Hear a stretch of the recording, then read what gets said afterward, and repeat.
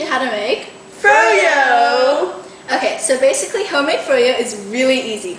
All you need is a tub of yogurt. It could be any flavor, but we've decided to use original flavor. Now, the extra ingredients you need will be Frosties. Well, you don't really have to, but any this is type what of we're cereal, gonna choose. fruits, any type of like syrup or anything. So we've got honey, and if you want, you could use granola bars because it's healthy.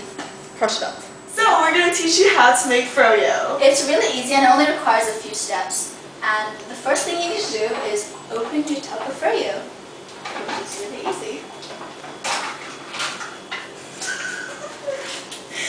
Yeah. So basically, the first thing you need to do once you've opened your froyo is just to mix it about. So you make sure that it's nice and smooth. Put the lid back on because the yogurt will come with a lid. So just put it back on nicely. Make sure it's nice and sealed. And then you put it on the top section of your freezer, not the bottom, top. Because you want it to freeze. So just put it inside, and we're going to wait for approximately 20 minutes time to let it freeze. Yeah, so basically what happens after this, after you put it in the fridge the first time, you wait 20 minutes before coming back to it and mixing it. So after 20 minutes of putting the yogurt into the fridge, check the yogurt.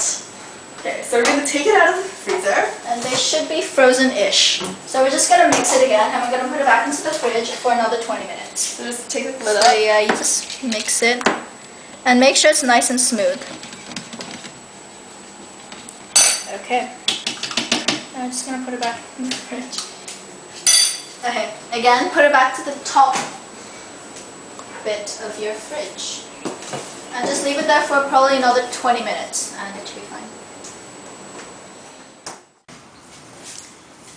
Hey guys, okay, so it's the next day and basically you're supposed to put your yogurt into the freezer for a night. Overnight, yeah. Yeah, for over a night. But before you go to bed, you have to make sure to keep stirring it quite a few times. And overnight, you have to leave it in the fridge compartment, not the freezer compartment, but it has to be kind of iced already. So yeah.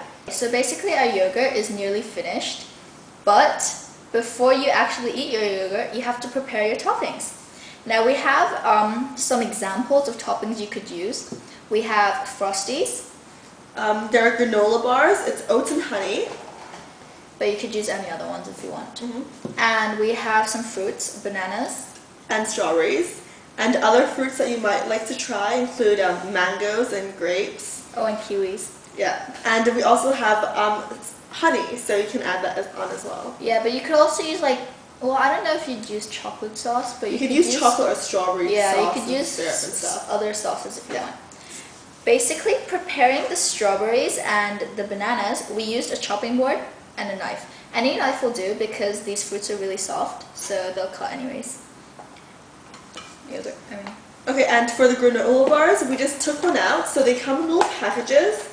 And they have 2 bars inside one of these, and you just open it up and we just crush them so they become small pieces. Yeah, you don't actually have to use both bars. If you're only making it for yourself, I think 1 bar is enough.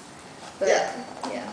Okay, so and also, don't forget, the honey, where you might want to use a spoon to scoop it out because it's quite sticky and you don't really want to pour it.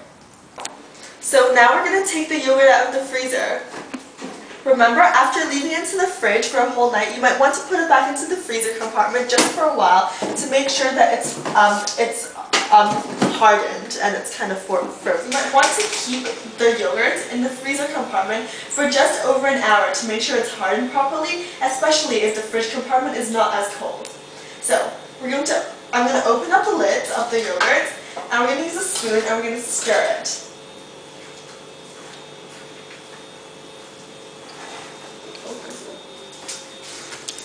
As you can see, it's quite hardened already and it's really nice and froyo-like.